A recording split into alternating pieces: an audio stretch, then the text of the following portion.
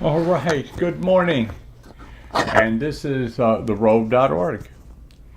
And we're going to do the second part of this series with regarding to the issues of transgenderism. And I want to read to you from the Message Bible. And I love the way this reads. I know you're used to me saying that. It said, but God's angry displeasure erupts as acts of human mistrust and wrongdoing and lying accumulate as people try to put a shroud over truth. But the basic reality of God is plain enough. Open your eyes and there it is. By taking a long and thoughtful look at what God has created, people have always been able to see what their eyes as such can't see. Eternal power, for instance, and the mystery of his divine being. So nobody has a good excuse. What happened was this. People knew God perfectly well, but when they didn't treat him like God, refusing to worship him, they trivialized themselves into silliness and confusion, so that there was neither sense nor direction left in their lives. They pretend to know it all, but were illiterate regarding life. They traded the glory of God, who holds the whole world in his hands, for cheap figurines you can buy at any roadside stand. Now, going to verse 28. Since they didn't bother to acknowledge God, God quit bothering them and let them run loose. And then all hell broke loose. Rampant evil, grabbing and grasping, vicious backstabbing. They made life hell on earth with their envy, wanton killing, bickering, and cheating. Look at them. Mean-spirited, venomous, fork-tongued God bashers, bullies, swaggerers, insufferable windbags. They keep inventing new ways of wrecking lives.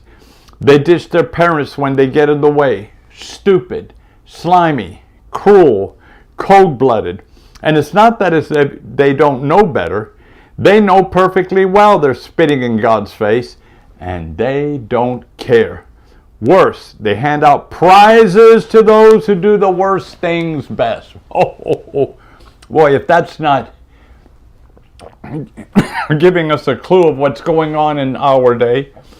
And so we're going to look at what's happening with the transgender movement. And in 1920, Antonio Grassi proposed an infiltration of family, religion, and government. And in that process, they had a sucker list. You know, sucker, maybe another one, the dummy list. Those who are willfully ignorant. The top of the list were pastors. I mean, 1920, and the top of the list were pastors. And because they were so easily influenced and swayed, and it was easy to get them to embrace new truths. And so, key to all this, and it's important, is that we understand that Genesis chapter 1 through Genesis 11 is the ball game for this kind of thinking. And this is where Marxists believe they must destroy these 11 chapters in the Bible. And I think you all saw that at the Olympics, an Algerian man who claims to be a woman, he plummeted this Italian true female boxer in just 46 seconds. She gave up. She knew. And she said she had never been hit so hard. And she was a pretty good boxer in her female league. So here we have domestic violence brought to the sports arena. A man beating up a woman.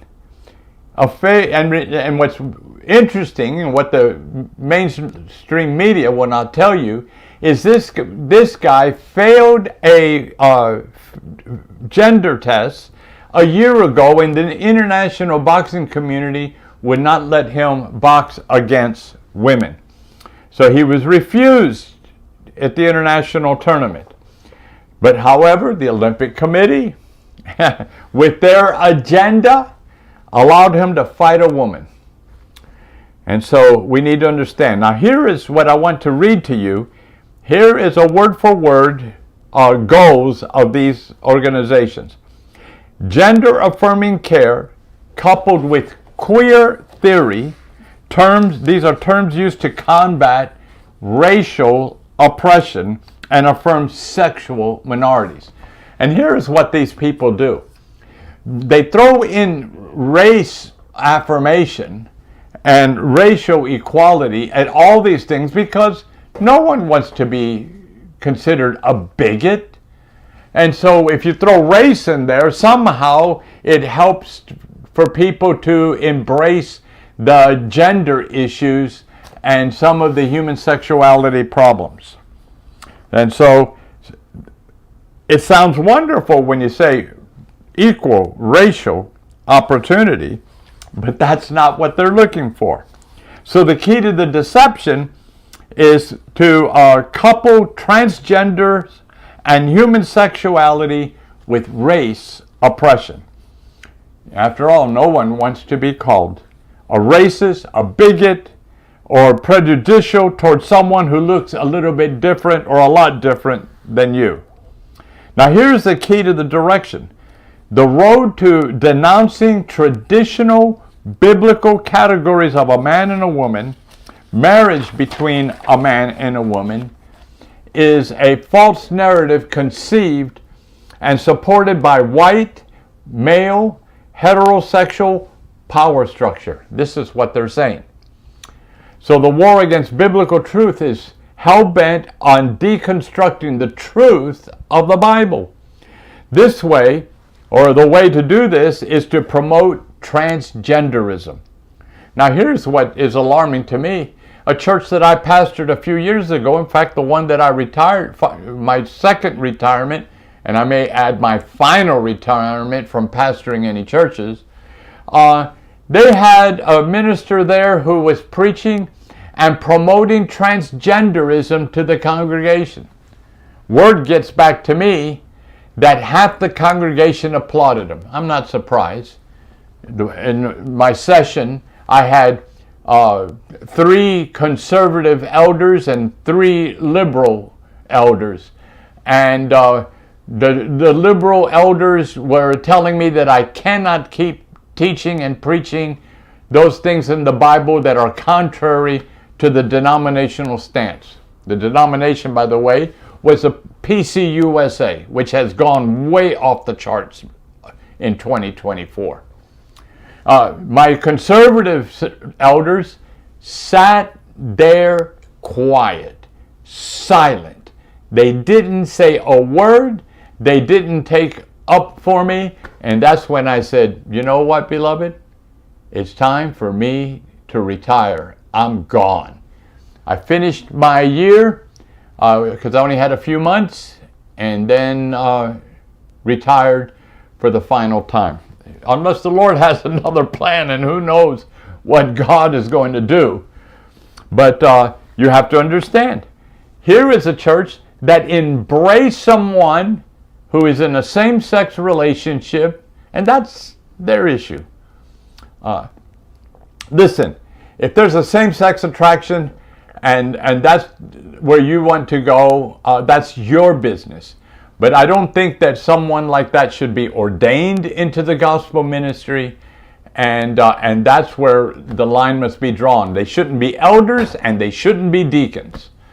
So, but I have to tell you, in the 50 plus years that I've been in as a pastor, I've always had men and women who were same-sex attracted people. And I loved them and they loved me. And you know what? They never required of me to change my biblical stance. They only knew one thing: our pastor loves us. And that was enough for them. And then when I was in Pompano, My Pompano folks, if they hear this, they're going to have a fit. But I had 6 men who dressed like women and would come to church every once in a while. And I knew them. And I'm going to tell you something. They were drop dead gorgeous. My attorney, who was attending worship one Sunday, came to me and said, "Pastor, introduce me to that girl over there." And I said, "No, I don't think I can do that." He says, "Pastor, you're my friend. I've always been there for you. The least you could do is introduce me to her. I'd like to ask her out." I says, "No, I don't think I can do that. In fact, I know I can't do that." And he said, "Well, then I can't believe that you would deny me this." I says, "I'm looking out for you." And he says, "Okay, what's the issue here?" I said, "My dear brother, that's not a woman, it's a man." And but you know, they came, they loved us, they loved the worship, and you know what? They loved the word. Even when I would preach things they disagreed with, it didn't matter to them. And every time they would come, they would just tell me how much they loved me, and would give me a hug and go on. And then just a few years ago, I received a call from one of them who in New York City, who called me and said, "Pastor, I need your help. I'm in jail. And they have me in the men's prison, and you know that I'm a woman." And I said, "Oh my goodness." But you know, isn't it interesting that he had one phone call and he calls me? So I did what I could to help him, not to put him in a women's prison, but maybe to segregate him from the men's prison population and put him somewhere safer or safe. And so, so what am I telling you? We have to love one another, even those who may have a different sin issue than we have. Notice I said a different sin issue than we have. So I love those men and women who have same-sex attraction, but I don't expect them to demand from me that I change my biblical view. They know they are loved, and I know I'm loved by them. Those who are transgenders, or those who are cross-dressers, they know I love them. To this day, I still hear from a few of them, and I know that they love me, but they never demand or even ask me to change my point of view. And so the church is open to everyone, but where we must draw the line is in the area of leadership. And I'm telling you, it is a horrible thing in a church when you have someone who has a non-biblical view to human sexuality in the position of the minister of word and sacrament, or an elder or a deacon. And that's what I'm going to tell you right now, and that's where I stand, and I'm not moving from that position. And so we need to understand that the whole key of the transgender movement is to obliterate the biblical view of human sexuality and the issue of gender between a man and a woman.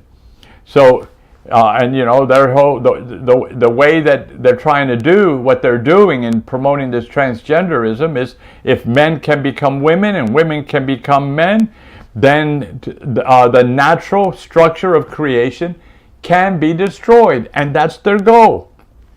The key by secular humanistic educators is this: advocating an embracement of disruptive and refigurative gender, queer, or transgender power as a spiritual resource for social and environmental transformation. This is their God, and this is destined to channel rage and revenge against the natural lies his heterosexual order against traditional family values. That is a quote. I'm not the one that's using the word queer. I think it's a terrible word. It's a disparaging word, and I don't use it when I'm referring to other people. And but they're obviously comfortable in using it. They call gender queer and transgender power. But I just wish they wouldn't do it, because it's just not a nice word. So there is our foundation for what we're going to be looking at in the transgender issues. And I'm going to probably do 2 more times of dealing with this. I just want to share the facts with you, and I hope that it will help open your eyes to what's happening in the church. That's right, I said in the church. Let the world do what the world's going to do, but the church has to set the standard. And so now may the Lord bless you and keep you. May the Lord make his face to shine upon you and be gracious to you. May the Lord lift up his countenance upon you, and may he grant you peace now and forevermore. Amen and amen.